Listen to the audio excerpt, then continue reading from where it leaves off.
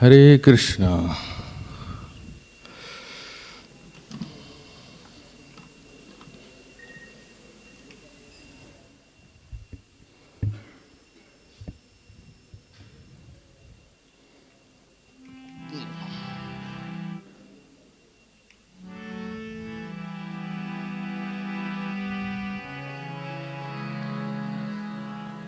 राधा माधव जय कुंज विहारी। बोलिए।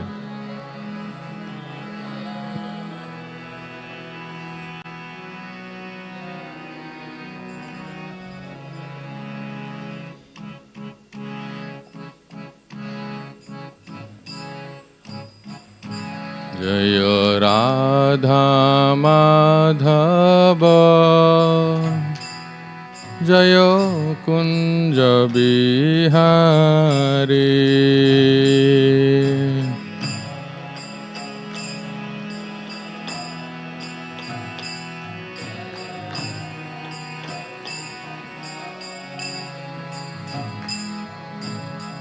राधा माधव जय कुंज बिहारी।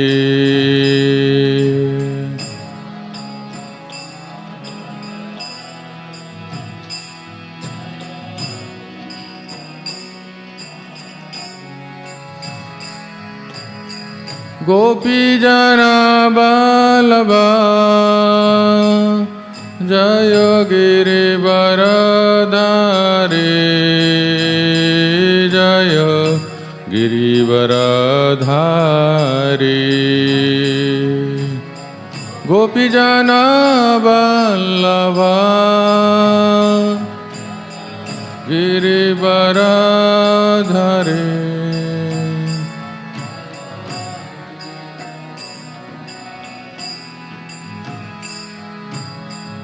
यशोदानंदन जय ब्रज जनरंजन। यशोदानंदन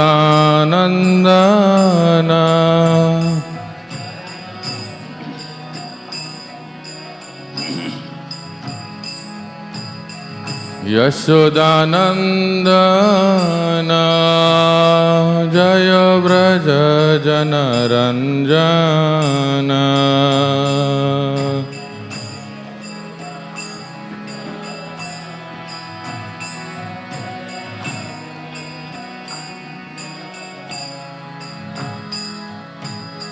यमुना तीरवनचारी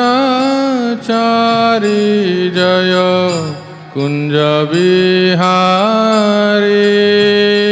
जय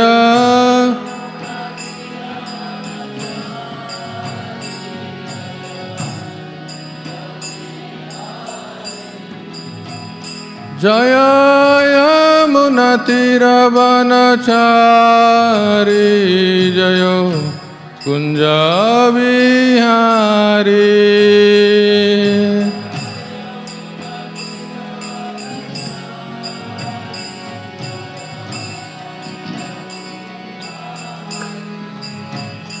जय राधा माधव जय कुंज बिहारी।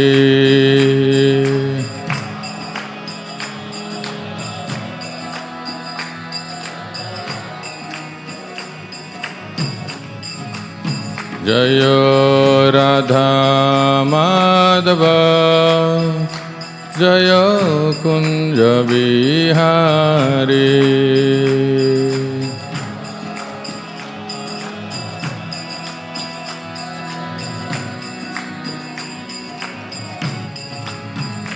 गोपी जन वल्लभा जय गिरिवरधारी। जय गिरिवरधारी। गोपी जना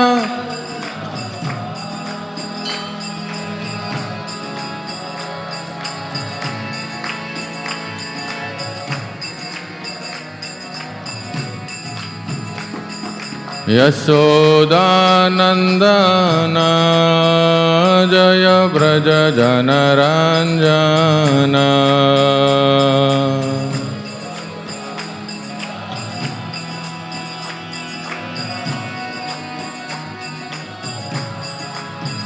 जय यमुनातीरवनचारी जय कुञ्ज बिहारी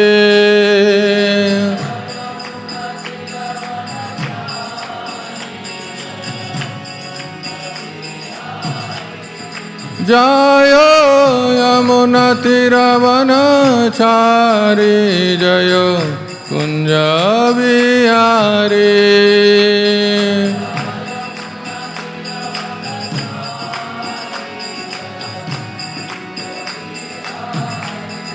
हरि बोल हरि बोल हरि बोल हरि बोल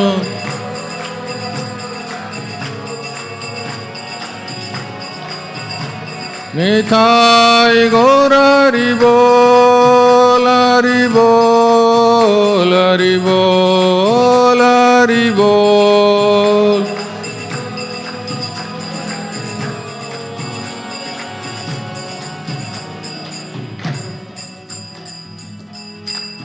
हरिनाम संकीर्तन की।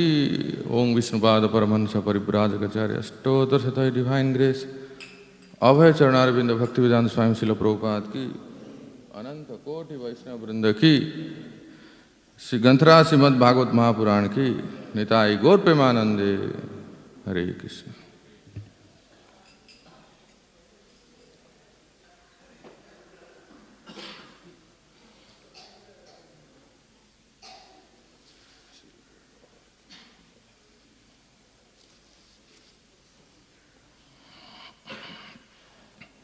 सर्वशास्त्राब्धिपीयूष सर्ववेदैकसत्फल सर्वसिद्धान्तरत्नाढ्य सर्वलोकैकदृक्पद सर्वभागवत प्राण श्रीमद्भागवत प्रभु कलि ध्वान्तोदितादित्य श्रीकृष्ण परिवर्तित।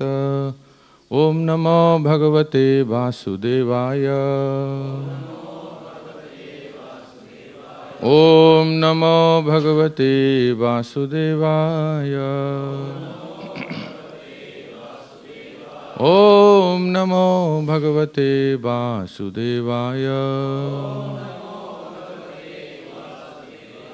ओम अज्ञानतिमिरान्धस्य ज्ञानाञ्जनशलाकया चक्षुरुन्मिलितं येन श्रीगुरवे नमः। श्रीचैतन्यमनोभीष्टं स्थापितं येन भूतले स्वयं रूपः कदा मह्यं ददाति स्वपदान्तिकं। वन्दे अहं श्रीगुरोः श्रीयुतः पदकमलं श्रीगुरून् वैष्णवांश्च श्रीरूपं साग्रजातं सहगणरघुनाथान्वितं तं सजीवं साद्वैतं सावधूतं परिजनसहितं कृष्णचैतन्यदेवं श्रीराधाकृष्णपादान् सहगणललिता श्रीविशाखान्वितांश्च। नमो विष्णुपादाय कृष्णप्रेष्ठाय भूतले श्रीमते भक्तिवेदान्त स्वामिनिति नामिने। नमस्ते सारस्वतीदेवे गौरवाणी प्रचारिणे निर्विशेष वाञ्छाकल्पतरुभ्यश्च सिन्धुभ्य एव च पतितानां पावनेभ्यो वैष्णवेभ्यो नमो नमः।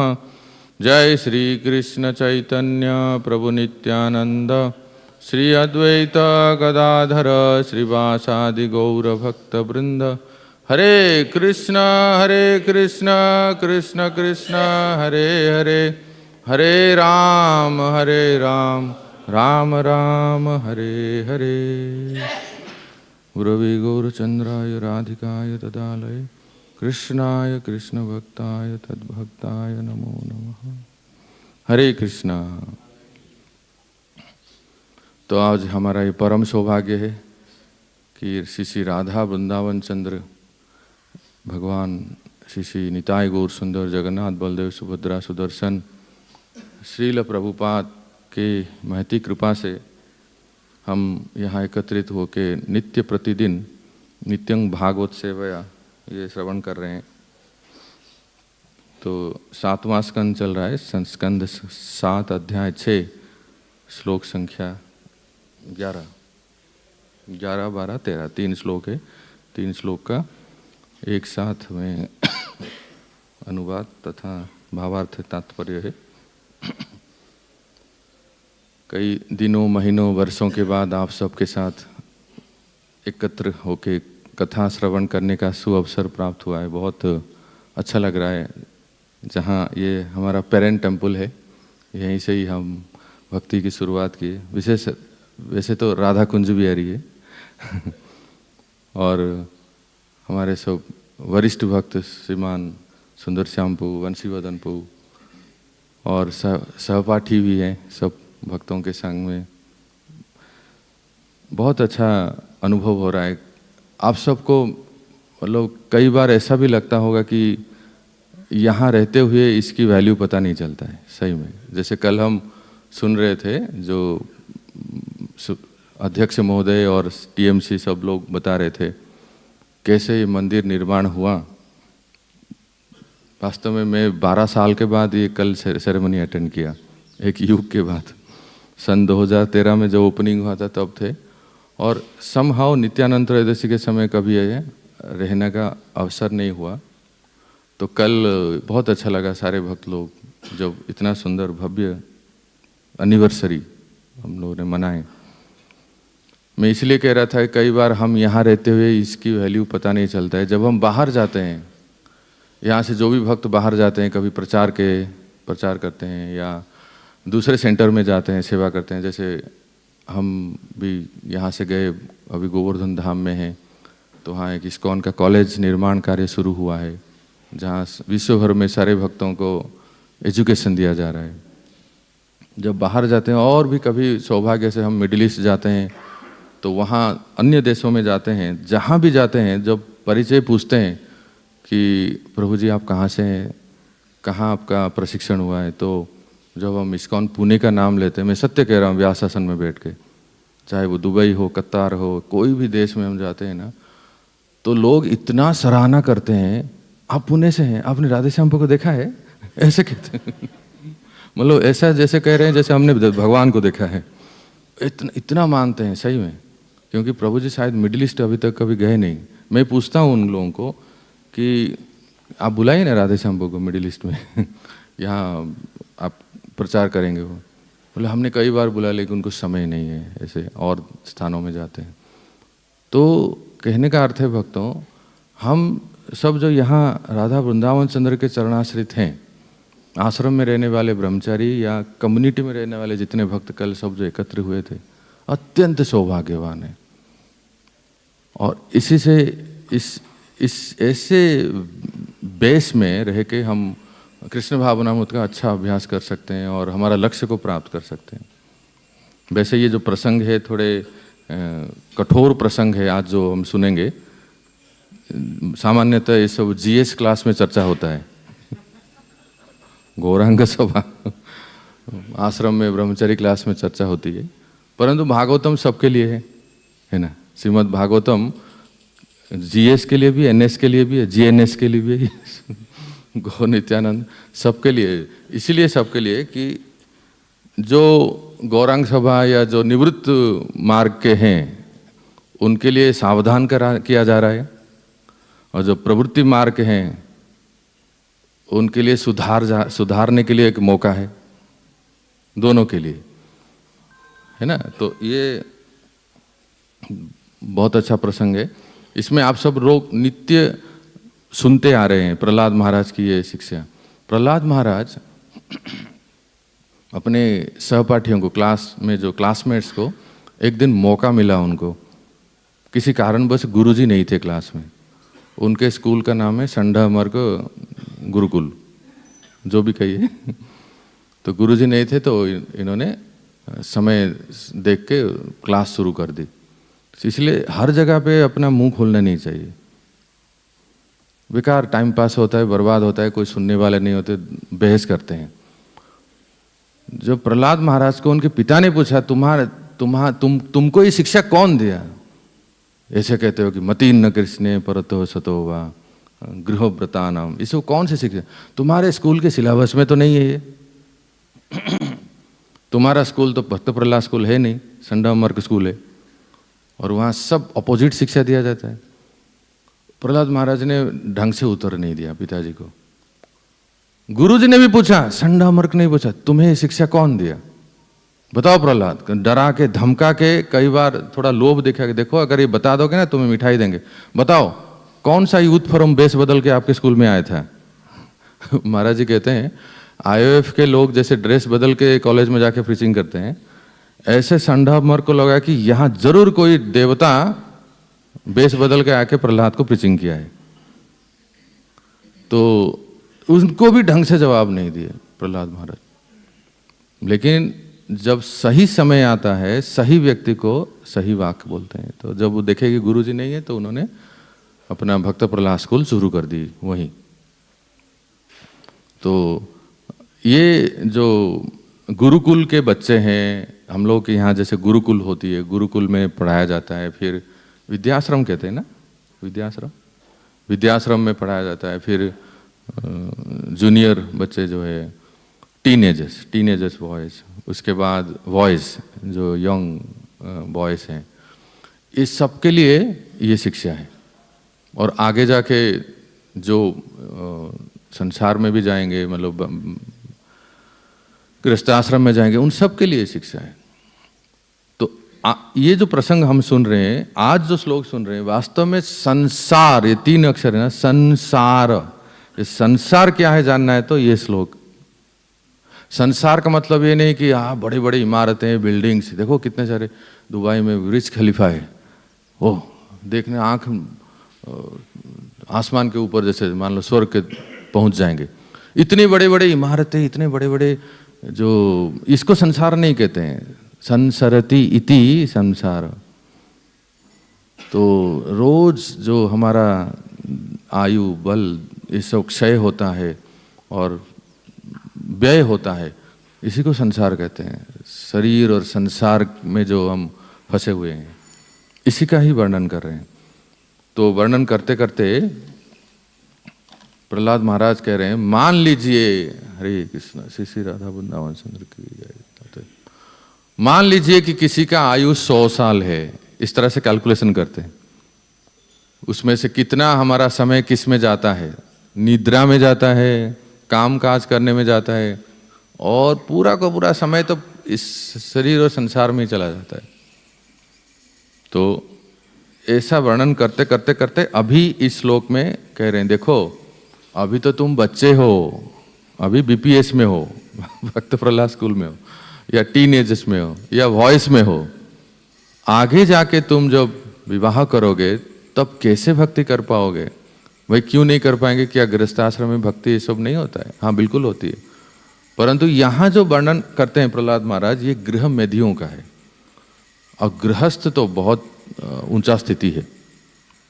तो क्या कहते हैं सुनिए, क्यों नहीं कर पाएंगे, उसमें क्या चुनौती है। कथं प्रियाय अनुकंपिताय संगम रहस्यम रुचिराश्च मंत्रान् सुहृत् तत्स्नेहसिता शिशूनां कलाक्षराणामनुरक्तचित्तः पुत्रान् स्मरन्स्ता दुहितृहृदया भ्रातॄन् स्वश्रुष्वा पितरौ च दीनौ गृहान् मनज्ञोरुपरीच्छदांश वृत्तिश्च कुल्याः पशुभृत्यवर्गान् त्यजेत कोशस्कृतिवेहमानः कर्माणि लोभादभितृप्तकामः औपस्थ्य जैहं बहुमन्यमानः कथं विरज्येत दुरंतमोहः। बहुत सारा श्लोक है, इसलिए एक प्रभु जी, एक माता जी, एक एक श्लोक बोलेंगे। 11 नंबर श्लोक निकल रही।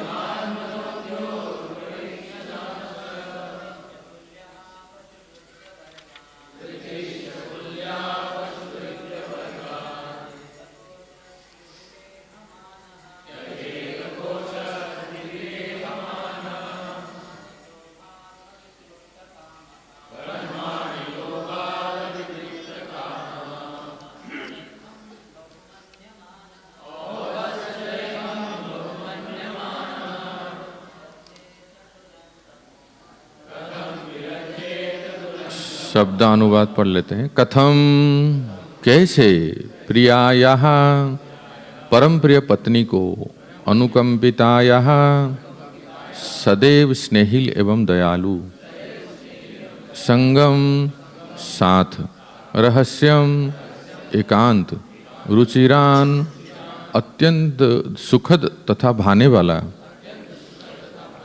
च, तथा, मंत्रान, उपदेश, सुहृत्सु, पत्नी तथा बच्चों को, तत्स्नेहशीतः, उनके स्नेह से बंधा हुआ, शिशुनाम, छोटे छोटे बच्चों का, कलाक्षराणाम, तोतली बोली बोलते हुए, अनुरक्त चित्तः, व्यक्ति जिसका मन मोहित है, पुत्रान, बच्चों को, स्मरण, सोचने में, ताह, उनको, दुहितृ, पुत्रियां, विवाहित तथा अपने ससुराल में रहती हुई, हृदयाः, हृदय में वास करने वाली, भ्रातृन, भाइयों को, श्वश्रुवा, अथवा बहनों को, पितरो, माता पिता, च, तथा, दीनो, वृद्धावस्था के कारण अत्यधिक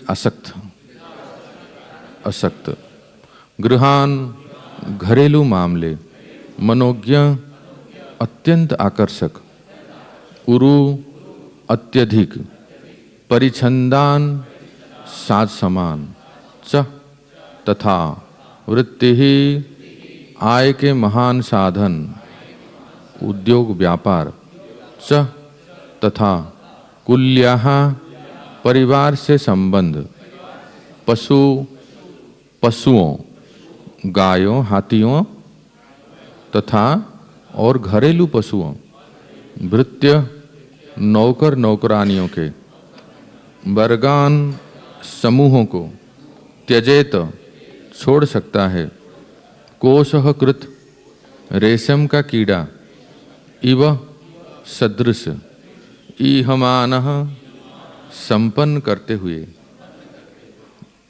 कर्माणि, विभिन्न कार्यकलाप, लोभात, अतृप्त इच्छाओं के कारण, अवितृप्त कामः, जिनकी बढ़ती हुई इच्छाएं पूरी नहीं होती, औपस्थ, कर्मेंद्रियां, जह्यम तथा जीव से प्राप्त आनंद, बहुमन्यमानः, अत्यंत महत्वपूर्ण मानते हुए, कथम, कैसे, विरज्येत त्यागने में समर्थ हैं।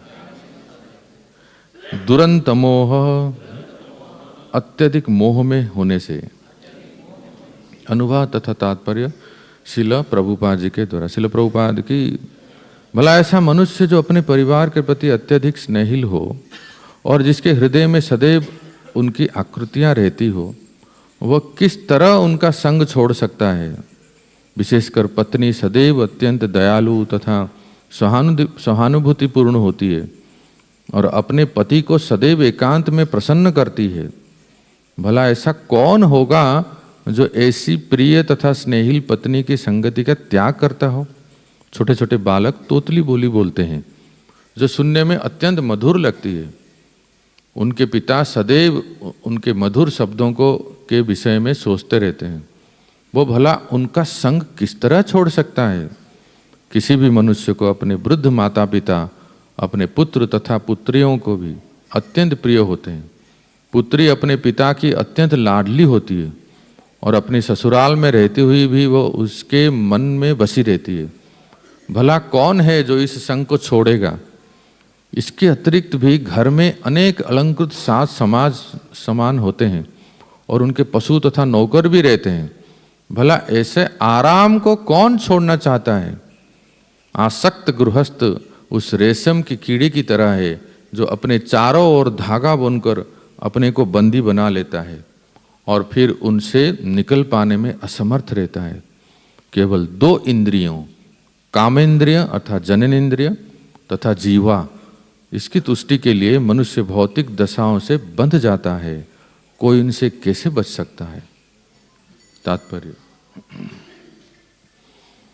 गृहस्थी में पहला आकर्षण सुंदरी तथा मोहिनी पत्नी है।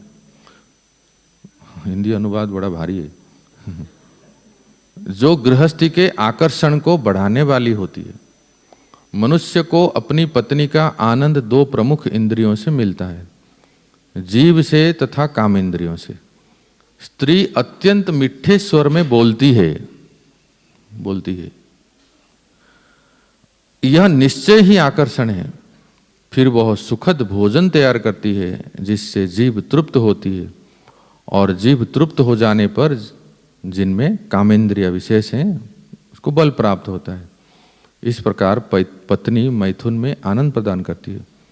गृहस्थ जीवन का अर्थ है विषयी जीवन। यन मैथुनादि गृह में यदि सुखम ही तुच्छम। ये सब जीव द्वारा प्रोत्साहित हैं। फिर संतानें उत्पन्न होती हैं। बच्चा अपनी तोतली बोली से आनंद प्रदान करता है और जब लड़के लड़कियां बड़े हो जाते हैं तो मनुष्य उनकी शिक्षा तथा विवाह में व्यस्त हो जाता है। फिर अपने माता पिता भी होते हैं जिनकी देख रेख करनी होती है और मनुष्य सामाजिक वातावरण में तथा अपने भाई बहनों को प्रसन्न करने में भी लग जाता है।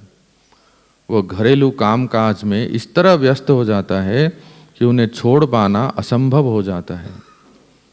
इस प्रकार गृहस्थी गृहम अंधकूपम अर्थात बहुत अंधा कुआं बन जाती है जिसमें मनुष्य गिर जाता है।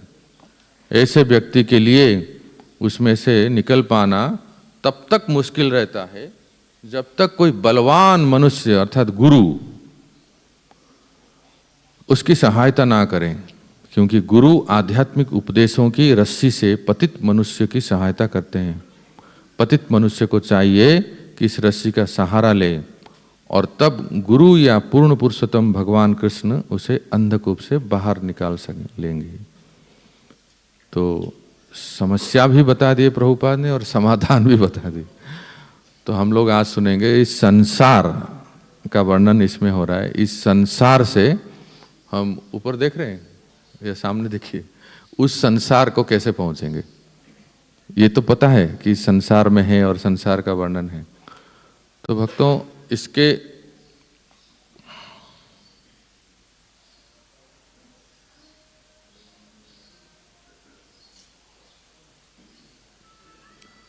एक एक करके जो इस ये तीनों श्लोकों का एक साथ मतलब एक कॉम्बिनेशन है, क्योंकि अन्वय एक साथ है और वो जो कॉमन शब्द है वो ये है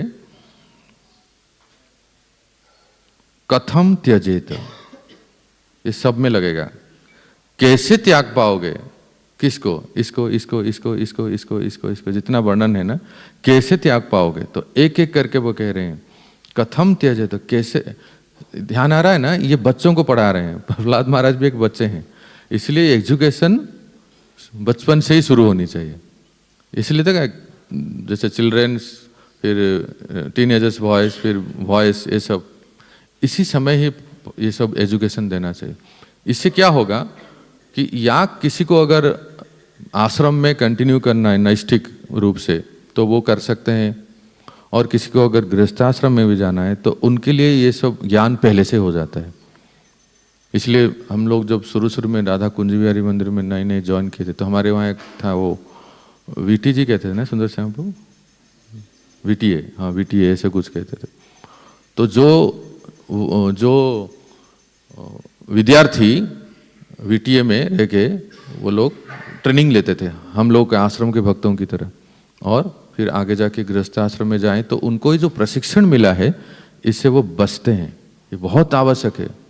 श्रीमान राधेश्यामपुर ने जो 20 साल पहले ये पैटर्न शुरू किया है, मैंने पहली बार यहाँ देखा, तो ये जगह जगह पे वॉइस और योगा ये सब बहुत आवश्यक है, जिससे व्यक्ति ट्रेंड हो जाते, प्रशिक्षित हो जाते हैं। नहीं तो क्या होता है, देखिए क्या क्या असुविधाएं। सबसे पहले कहते हैं कि जब तुम बड़े होके विवाह करोगे, कथम त्यजे, तो कैसे त्याग सकते हो, क्या रहस्यम संगम, अनुकंपिताया प्रियाया, अफेक्शनेट वाइफ, जो स्नेहिल पत्नी होती है उनके साथ जो रहस्यम संगम, जो वार्तालाप करते हैं, मीठी मीठी बातें करते हैं, और रुचिरंश्च मंत्रान, ये मंत्रान शब्द को चक्रवर्ती पाद ने बहुत सुंदर व्याख्या की है। भाई पत्नी कौन सा मंत्र देती है जिसे ये जितने सब हस्बैंड हैं, जिनके बैंड बजते पति लोग हैं, वो लोग मोहित हो जाते हैं। तो मंत्रान का शब्द का अच्छा व्याख्या करते हैं चक्रवर्ती पाद। देखिए कोई कितना भी काउंसलिंग करे, कोई भी काउंसलिंग करे, चाहे वो एक अजी सुनते हैं, एक रेफ्रिजरेटर लेते हैं, मान लीजिए ऐसे कोई कहते हैं घर में, एक टेलीविजन लेते हैं या फ्रिज लेते हैं या कुछ इन्वेस्ट करते हैं, कुछ भी हो जाए, या एक मकान बनाते हैं, एक फ्लैट लेते हैं, एनबीसीसी के पास एक फ्लैट लेते हैं, कोई भी प्लान हो तो कितने लोगों से पूछते हैं व्यक्ति, अल्टीमेटली एक का ही चलता है। आप जानते हैं वो जो बोलते हैं ना देवी जी, उनको लगता है कि ये जो बोलते हैं ये तो सबसे बेस्ट सजेशन है। ये घर घर की कहानी है, घर घर में ऐसा ही होता है, हमारे घर में ही होता है, आपके घर में होता है, इनके घर में, सबके घर में ऐसा होता है, क्योंकि वो एक सामान्य व्यवहार है। वो कितना भी काउंसलिंग कर लें, पर इसलिए मंत्रान के कहते हैं कि जब कुछ मेजर डिसीजन लेना हो, कुछ भी, लोग किसी से भी पूछ ले, पर अपनी पत्नी से जो पूछते हैं, वो जो बोलते हैं ना, वो फाइनल होता है। बाकी सबसे तो भगवत गीता डिस्ट्रीब्यूशन में भी हम लोग देखे हैं, फंड रेजिंग में भी देखे हैं, जब तक श्रीमती जी सैंक्शन नहीं कहते हैं, क्या मजाल है कि ये गीता ले लेंगे। एक बार तो पूछ लेंगे, अजी वो कोई आए हैं टकले साधु महात्मा गीता दे रहे हैं, तो अगर वहां से आवाज आती है नहीं है ना हमारे पास गुटका, वो छोटी वाली है ना, उसको गुटका कहते हैं, अगर इतना सा भी है तो मना कर देंगे, तो यहाँ से नो, हमारे घर में हम झगड़े आए ऐसे कहते हैं ना, मना कर देंगे। तो इसलिए कहते हैं मंत्रान, इस प्रकार से जो सजेशन देते हैं, इसको आप कैसे त्याग कर सकते हो। और फिर सेकंड कहते हैं तत्स्नेह सीता, बच्चों की तोतली बोली, छोटे छोटे बच्चे तो पप्पा ऐसे जब कहते हैं, ओहो, व्यक्ति ऑफिस से इतना परेशान होके आता है बिजनेस से, जो घर में आके जब छोटा सा बच्चा पप्पा बोलने लगता है तो उसको बहुत अच्छा लगता है, क्योंकि यही मधुर भाषिनी है। तो इस प्रकार से एक एक करके कहते हैं कि तत्पुत्रान स्मरान, हाँ, बच्चों की तोतली बोली। फिर पुत्री के लिए कहते हैं दुहित्र हृदय, पिता को पुत्री बहुत प्यारी होती है, माँ को बेटा, ये सामान्य घरों में दिखा, एक साइकोलॉजी है। बेटा माँ को बहुत प्यारा होता है। तो पुत्री के लिए यहाँ कहा गया है कि प्रहलाद महाराज कहते हैं देखो जब बेटी बड़ी हो जाती है, जब जैसे जैसे बड़ी होती है तो पिता को टेंशन होता है अब इसको विवाह किया जाए। परम पूज्य भक्ति चारू स्वामी महाराज ने अभय चरण सीरियल बनाया, उसमें आप एक एपिसोड देखोगे, रजनी प्रभुपाद जी की माँ एक समय तो ऐसा आती है अपने पति से बात ही नहीं करते हैं। आप मतलब वो बात ही नहीं करते, एकदम इंडिफरेंट हो, गौरमोहन दे अपना बिजनेस सब शटर वाइंड अप करके सब आते हैं घर में तो बात ही नहीं करते हैं। किस लिए बात नहीं करते हैं कि आज आपने हमारी बेटी के लिए रिश्ता देख के आए क्या, तब तक हम बात नहीं करेंगे। मतलब एक पिता माता को पुत्री के लिए कितना चिंता होता है बताइए। तो प्रभुपाद जी एक बार अपने नव दंपति, एक उनके शिष्य, एक न्यूली मैरिड कपल, वो आए थे प्रभुपाद जी से मिलने के लिए, आशीर्वाद लेने के लिए। और प्रभुपाद ने उस कन्या से, उस माता जी से पूछा, सो ऐसे शुरू करते हैं ना प्रभुपाद, सो आर यू हैप्पी, क्या आप प्रसन्न हो, क्या आप खुश हो? वो बेचारी शर्मा गई, ऐसे ही रहेगी। फिर प्रभुपाद पूछते हैं आप सबसे अधिक प्रेम किससे करते हैं, योर हस्बैंड और कृष्णा? कैसा क्वेश्चन है ना। वो बेचारी तो घबरा गई, अब क्या बताएं, एकदम कुछ बोल नहीं पाई। प्रभुपाद ऐसे देखते रहे। फिर वो माता जी कहने लगी नो वन। तो प्रभुपाद कुछ कहे नहीं, लेकिन वो घबरा गई, कुछ बोल नहीं पाई, क्योंकि अभी अभी विवाह हुआ है तो पति से इतना प्रेम हुआ ही नहीं। अब भगवान तो रहे कोसों दूर में, भगवान से कहाँ का ही प्रेम होगा।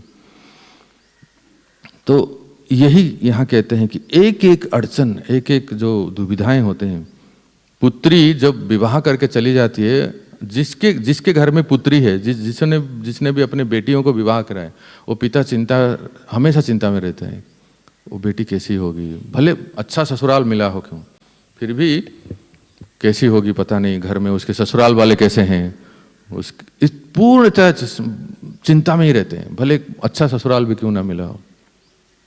इसलिए कहते हैं जब दुहित्रा हृदय, उसके बाद माता पिता की चिंता।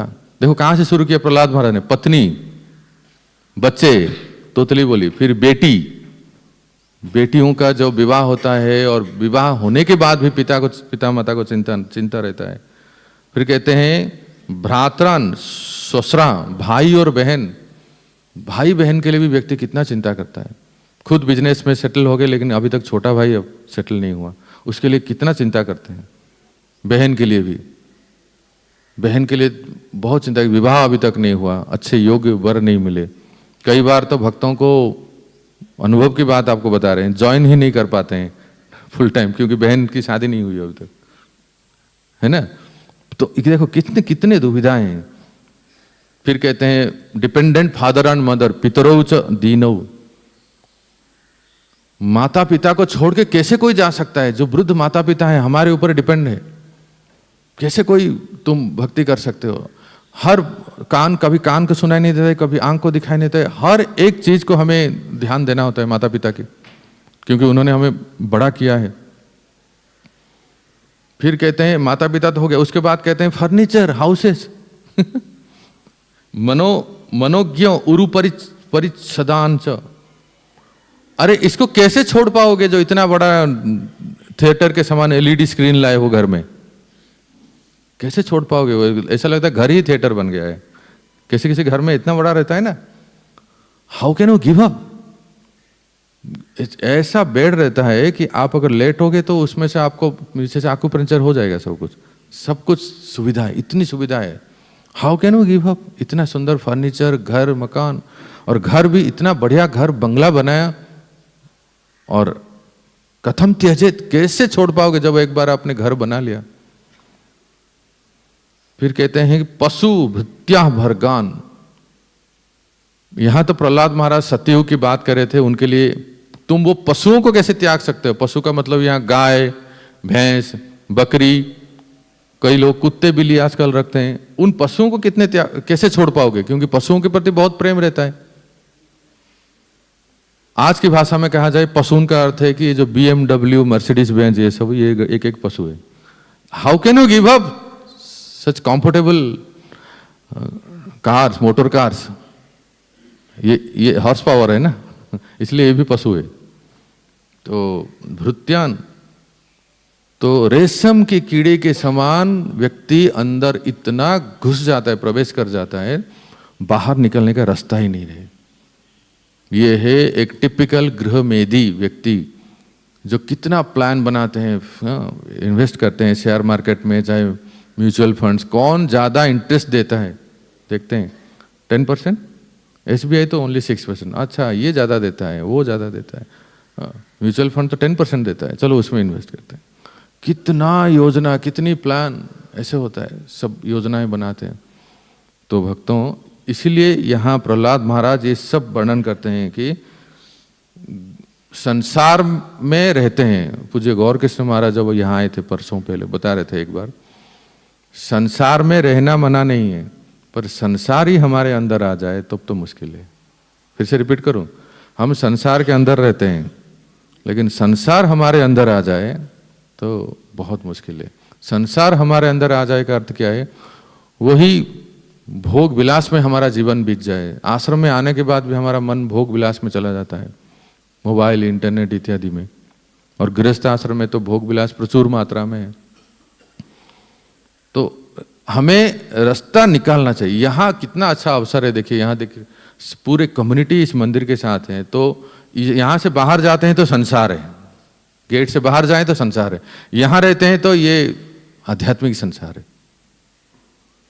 तो यहाँ जो भी इस मंदिर से जुड़े हैं, उनका प्रत्येक दिन नियमित रूप से सुबह का साधना, भागवत श्रवण ये नित्य करें, तो संसार में रहते हुए भी हम संसार के आंच से दूर रहेंगे।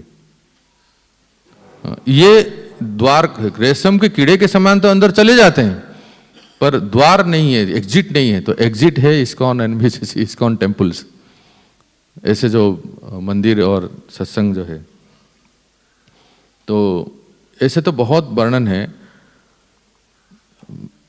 भागवतम में, अन्यत्र भी वर्णन है कि मान लीजिए कोई अगर गृहस्थाश्रम में, मतलब विवाह शादी करके घर गृहस्थी में रहता है, तो कोई उपाय है? उपाय तो बहुत है। यही श्रीमद् भागवतम एक तरफ ऐसे व्यक्ति का वर्णन करते हैं जो जवानी में ही सब कुछ छोड़ के चले जाते हैं, महाराज भरत की तरह। और उसी भागवतम में ऐसे चरित्रों का वर्णन है जहां कोई कितना भी घर गृहस्थी में डूबा हुआ हो, पत्नी बच्चे, एक एक नहीं कई पत्नी कई बच्चे, सुख सुविधा में पूरी तरह डूबा हुआ हो, ऐसे एग्जाम्पल्स भी भागवतम में है, चरित्र हैं जो अंत में कैसे भगवान को प्राप्त किए हैं। वो है जजाति महाराज, एक नहीं कई पत्नी और कितने बच्चे। बताओ, इतनी भोग लालसा है, इतनी भोग करने की लालसा है कि अपने बेटे से जवानी एक्सचेंज में ले लिए है ना। महाराज क्या पुरु से उन्होंने जवानी लिया और हजारों वर्ष तक भोग किए, फिर भी तृप्त नहीं हुए। भोगान, भर्तृहरि जी कहते हैं ना, भोगान भूत्वा वयमेव भोक्त्वा, तपो न तपता वयमेव तपता, तृष्णा न जिन्नानि वयमेव जिन्न। भोग क्या हमें भोगते हैं, हम क्या भोग को भोगते हैं, भोग हमें भोग लेते हैं। और क्या हम तप करेंगे, तपस्या से हम खुद ही दुर्बल हो जाते हैं। कहते हैं तृष्णा न कभी संतुष्ट नहीं होता है, जो तृष्णा है हम ही जीर्ण हो जाते हैं, तृष्णा जीर्ण नहीं होती। हैंकरिंग नेवर गेट सैटिस्फाइड, पर हम ही जीर्ण हो जाते। देखो हम लोगों का शरीर कैसा हो गया, आज से कैसे 10-20 साल पहले कैसे थे और हम कैसे हो गए, पर सेटिस्फैक्शन, अब जो तृष्णा है वो जीर्ण नहीं होती है। इसलिए बकरा और बकरी की कथा सुनाए जजाति महाराज ने अपनी पत्नी को। एक बकरा था और उस बकरी की कथा सुनाए। उसके बाद फिर देवयानी को पता चल गया कि हमारे प्रभु जी किसकी कथा सुना रहे हैं। इतनी बुद्धिमती, शुक्राचार्य की बेटी है ना, पता चल गया कि ये किसकी कथा सुना रहे हैं, वास्तव में हमारी ही कथा सुना रहे हैं। तो देख रहे हैं ना, भागवत में एक तरफ ऐसा वर्णन कर रहा है कि जवानी में घर छोड़ के साधु बन जाते हैं महाराज भरत की तरह, और एक तरफ ऐसा वर्णन किया जाता है जो कितना ही घर गृहस्थी में डूबा हुआ हो, पत्नी बच्चे और धन धान्य से सुख भोग रहे फिर भी तृप्त नहीं हो रहे, कोई उपाय है? हाँ उपाय है, shelter of Bhagavatam, take shelter of Bhagavatam, नित्यम भागवतम सेवया। भागवतम पढ़ेंगे तो ऐसे चरित्रों का भी लगेगा कि भाई हमारे जैसे लोगों के लिए भी कुछ रास्ता है। जजाति महाराज का चरित्र देखिए, अंत में जजाति महाराज सब कुछ छोड़ के वन में चले जाते हैं और पत्नी उनके, देवयानी उनके पीछे पीछे अनुगमन करती है। तो पति और पत्नी दोनों अगर भक्ति में लगते हैं, और सेंटर ऑफ अट्रैक्शन क्या है? डेटीज। गृहस्थ आश्रम में विग्रह सेवा बहुत आवश्यक है। विग्रह के प्रति आकर्षण होती है तो जो शारीरिक आकर्षण कम होती है, क्योंकि दोनों को चिंता रहती है, आज भोग क्या बनेगा, आज श्रृंगार क्या करेंगे, आज पोशाक क्या बनाएंगे।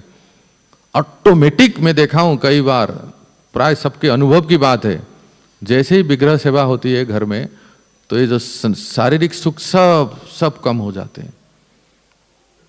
इसलिए भक्तों एक सुंदर प्रार्थना है, उस प्रार्थना को हम सबको आपके सामने दोहराते हैं कि चाहे वो कोई भी हो, आश्रम में रहने वाला व्यक्ति हो, जति सन्यासी ब्रह्मचारी हो, या घर गृहस्थी में, अपनी साधना में ऐसी प्रार्थना करें ठाकुर जी को, श्री राधा कृष्ण को। एक हमारे आचार्य हैं प्रबोधानंद सरस्वती, उन्होंने ये प्रार्थना की है, कहते हैं दुर्वासना सुदृढ़ रज्जु सतये निबद्धे आकृष्य सर्वतमिदं स्वबलेन कृष्ण वृंदावने विहरता सहराधिकाये पादारविंद सविदम नयमानसम में। मेरा मन को ले जाइए। ओहो क्या सुंदर प्रार्थना है, वृंदावन महिमामृत। मेरे मन को ले जाइए। मेरा शक्ति नहीं कि मैं अपने मन को आपके चरणों में ले जाऊं ना, मुझे पता है मेरा क्या शक्ति है, मुझे पता है। जब सेंस ऑब्जेक्ट सामने आता है हमारी हालत क्या होती है पता है चाहे वो साधु हो या गृहस्थ हो, कोई भी हो। इसलिए भक्त प्रार्थना करते हैं, क्या प्रार्थना करते हैं कि मेरे मन को आप ही ले जाइए। क्यों आप ले जाएंगे? कि आप खुद ही ले आओ ना, मुझ में बल नहीं है, मुझ में शक्ति नहीं है। क्यों शक्ति नहीं है? क्योंकि मेरा मन दुर्वासना सुदृढ़ रज्जु, एक रज्जु नहीं, एक दो रस्सी नहीं, रस्सी मतलब पूरा गांठ जमाट बंधा हुआ है, कई रस्सी ऐसे बांध के मोटी रस्सी बनी है। कैसे? सुदृढ़ सतये, कई सारे डिजायर से, अभी ये करना है, अभी ये करना है, अभी ये करना है, अभी ये करना है, अभी यहाँ जाना है, यहाँ जाना है, यहाँ जाना है, वो करना है। कितने प्लान्स, कितने डिजायर्स, जितने डिजायर से जितनी कामना है उतनी रस्सी है। इतने सारे रस्सियां, मोटे मोटे रस्सियां, सुदृढ़ रज, कितने रस्सियां कहते हैं? सतये। Oh my God, hundreds of रस्सी, सतये, सैकड़ों रस्सी है हमारे चित्त में। कितने प्लान्स करते हैं। सतये निबद्ध, बंधा हुआ हूं, कहां से खोल के जाऊं आपके पास। सतये निबद्धे, तो क्या चाहते हो? मान लो भगवान पूछे बताओ क्या चाहते हो, तो प्रबोधानंद सरस्वती बात कहते हैं मैं चाहता हूं कि वृंदावने विहरत सहराधिकाये, मैं चाहता हूं कि मेरे मन को वृंदावन ले जाऊं। मेरो मन वृंदावन।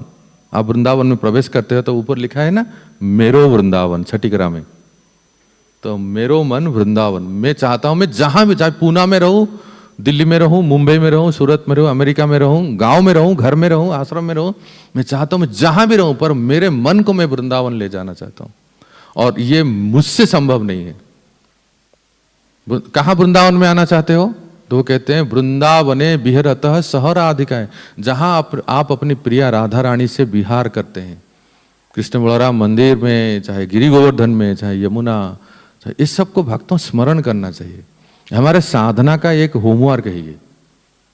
मैं देखा हूँ आश्रम में, कई भक्तों के रूम में गया हूँ, जहां देखा लगता है वृंदावन में ही आ गए। ये मंदिर वृंदावन, हमारा आश्रम वृंदावन, हमारा कमरा वृंदावन, वृंदावन के ही स्मरण हो, हमारा घर, हमारा अल्टर वृंदावन, ऐसे स्मरण होना चाहिए ताकि नाम जप करते समय वही स्मरण आए। नाम जप करते समय क्या स्मरण आता है वो तो राम जानते हैं, राम जाने। लेकिन यही स्मरण हो। प्रबोधानंद सोतिपाद कहते हैं आप बलवान हो, आप श्री कृष्ण, आप सर्वर्थ परमेश्वर हो, आप सर्वसमर्थ हो। आकृष्य, मेरे मन को आप आकृष्ट कर लीजिए। कितने चालाक है ना भक्तों। कहते मैं नहीं ले पाऊंगा, पर you are the supreme personality, you are all attractive. आप कृष्ण है ना, तो भक्त प्रार्थना करते हैं आप मेरे मन को आकर्षित कर लीजिए और वृंदावन में आपके लीला स्थलियों में आप निमज्जित कर दीजिए, ताकि मैं जैसे ही माला उठाऊं, हरे कृष्णा हरे राम, बस आपके श्लोक याद आए, आपके लीला स्थली याद आए, आपके समस्त कथा, आपके दर्शन स्मरण कर पाऊं। देखो भक्तों, जब चिंतन करेंगे ना तो चिंता दूर होगी, ये याद रखना है। जितनी चिंताएं हमें है ना, वो चिंता दूर कैसे होती है? चिंतन से। और ये चिंतन अंतिम में एक छोटी सी लीला कह के विराम देता हूं। ये समय जो है ना, अभी जो समय है इससे 1 घंटा पहले की लीला है। 8 बजे की सुबह ठाकुर जी नाश्ता करने के लिए बैठ गए नंद भवन में, और बगल में बैठे सुबल, फिर मधुमंगल इस तरफ, बलराम जी एक तरफ, और सुबल, मधुमंगल, स्तोको कृष्ण, अर्जुन सब ऐसे बैठ गए। उधर यशोदा महारानी ने बुलावा भेजा, कहाँ से? बरसाने से, नहीं तो जावत से। 6 महीना 4 महीना मायके में रहते हैं बरसाने में, और 8 महीना ससुराल में रहते हैं जावत में। तो श्रीमती राधा रानी, ललिता, विशाखा, रूप मंजरी, रति मंजरी, विलास मंजरी सब आते हैं, क्योंकि ठाकुर जी के लिए मंगल भोग बनाना है, ब्रेकफास्ट। तो किचन में रोहिणी माता है, किचन का इंचार्ज जो है रोहिणी देवी है। तो श्रीमती राधा रानी आती है सुबह सुबह, बुलावा भेजते हैं। कौन भेज जाता है वो भी बहुत बड़ा लंबा है, पर मैं संक्षेप में कह रहा हूं। ठाकुर जी की भाभी वो जाती है बुलाने के लिए। अब ठाकुर जी की भाभी कौन है बताओ? ब्रज में श्री कृष्ण की भाभी है कुंदलता, याद रखिए, है एमसीक्यू में आएगा। हाँ, कुंदलता जाती है, मतलब उपनंद बाबा के बेटे के पत्नी, वो राधा रानी को बुलाने जाती है। तो श्री जी आती है अपनी सखियों के साथ, बढ़िया से, जैसे हमारे यहाँ मंगल भोग बनता है, सुबह सुबह भोग बनाती है, पूड़ी सब्जी हलवा पुआ पुली सब बनाते हैं। और बना के जब तैयार हो जाते हैं तो ठाकुर जी बैठ जाते हैं वो ग्रहण करने के लिए। और वहाँ से माता रोहिणी, राधा रानी इत्यादि जब सब बनाती है, एक एक आइटम भेजती है, और वहाँ से फिर रोहिणी माता यशोदा को देती है, और यशोदा मैया यहाँ आके सबके थाल में ऐसे रखती है, लड्डू, पुआ पुली, हाँ, पीठा और तरह तरह के आइटम। ब्रज में पहले मीठा खाते हैं, ब्रज में एक आदत है, पहले मीठा खाते हैं हम, पहले मीठा बाद में हम खाते हैं। तो सब भोजन चलती है। तो मधुमंगल क्या कहता है सुनिए। देखो चिंतन की बात कह रहा है ना, इसलिए मैं कह रहा हूं इस लीला को। चिंतन क्या होना चाहिए, नाम जप में चिंतन क्या होता है। तो मधुमंगल क्या करता है कि मैया, ओ मैया यशोदा, ये क्या मुझे इतना सा दे दिया, मैं ब्राह्मण बालक हूं, थोड़ा जानना चाहिए ना हमारी साइज भी कितना है, और उसके हिसाब से भोजन देना चाहिए। बताओ बताओ मधु, तुम्हें क्या चाहिए? तो और ज्यादा दे देते हैं। देखो कन्हैया ज्यादा नहीं खा पाएगा, बेचारा इतना छोटा सा है, वो नहीं खा, उसको अपच हो जाएगा, उसको ज्यादा मत दो, और उसका मैं ले लेता हूँ। बोले कन्हैया को ज्यादा मत दो, और गाय चराने जाएंगे कैसे? बोले देखो मुझ में जो शक्ति है ना, कन्हैया को आलिंगन कर दूंगा तो इन्फ्यूज हो जाएगा। वो क्या डायलॉग मारते हैं मधुमंगल, शक्ति संचारित हो जाएगा। यशोदा मैं कहते ज्यादा चालाक मत बन, तुझे भी देती हूँ। अब इतना सारा पकवान लेके मधुमंगल बैठे हैं, खा तो नहीं पाएंगे, अब क्या करेंगे? कहते हैं मैया ऐसा करो तुम दही लेके आओ, तब तक मैं कुछ खाता हूं। दही किस लिए? देखो भोजन में दही का कुछ आइटम होना चाहिए, हमारे यहाँ भी होता है राजभोग में, हर एक भोजन में दही का रायता, दही बैंगन, दही भेंडी, दही कुछ ना कुछ होना चाहिए कि दही हजम कराते। तो मधुमंगल कहता है जाओ मैया दही लेके आओ। अब इतना सारा आइटम बन गया ना, अभी थाल में है, खा नहीं पाएगा बेचारा। मधुमंगल जैसे ही यशोदा में आ जाता है दही का कुछ लाने के लिए, वो खिड़की की तरफ देखते हैं, वहां दधिलोभ बैठा है। कौन? एक बंदर है, ब्रज में एक बंदर है जिसका नाम है दधिलोभ।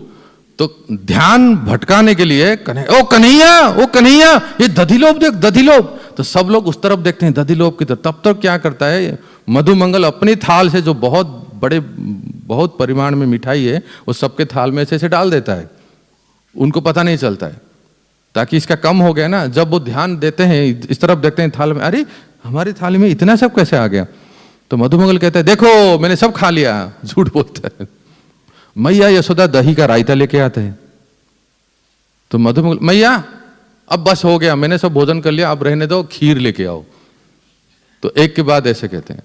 तो देखो जहां पकोड़ा और चटनी होती है ना, तो कन्हैया पकोड़ा को चटनी के साथ कहते हैं। चटनी थोड़ी सी तीखा रहती है, थोड़ी सी मतलब चटनी हल्की सी, कुछ तीखा नहीं रहता है, लेकिन कन्हैया जानबूझ के पकोड़ा को लिए चटनी के साथ ऐसे, जैसे ही मुंह में डाल, ओ कृष्णा, बहुत जोर से, हम लोग तो कृष्णा कहते हैं, वो मैया मैया, तो भैया यशोदा भाग के आती है, बेटा क्या हुआ लाला, क्या हुआ लाला, बताओ ना क्या हुआ।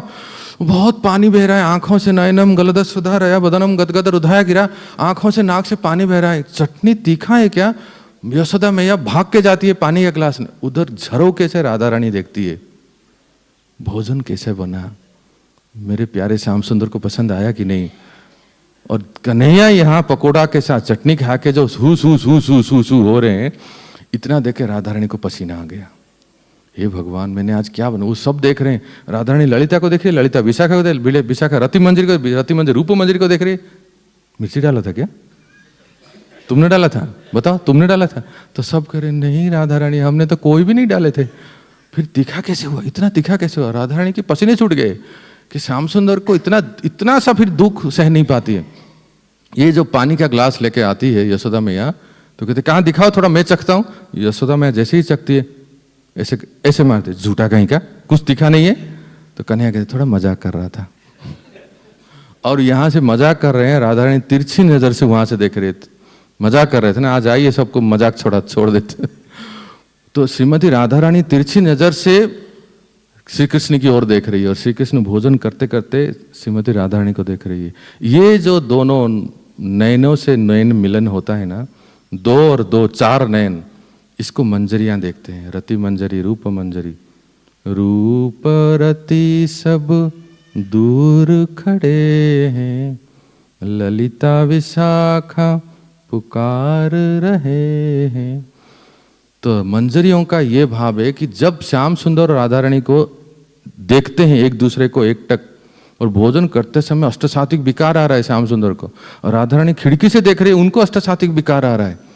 इस दृश्य को देख के रूप और रति और जितने हमारे गुरु महाराज हैं ना, गुरु मंजरी, ये सब आनंदित हो रहे हैं। भक्तों यही है चिंतन, जब ये चिंतन होगा वो चिंता दूर हो जाएगी। तो ये संसार जो आज हम पढ़ रहे हैं, प्रहलाद महाराज ने जो श्लोक में वर्णन किया था, ये संसार से उस संसार को जाना है चिंतन से। हरे कृष्णा कृष्णा कृष्णा हरे राम राम राम हरे हरे। जय ग्रंथराज श्रीमद् भागवत महापुराण की जय, श्रील प्रभुपाद की जय। हरे कृष्ण। समय हो गया है।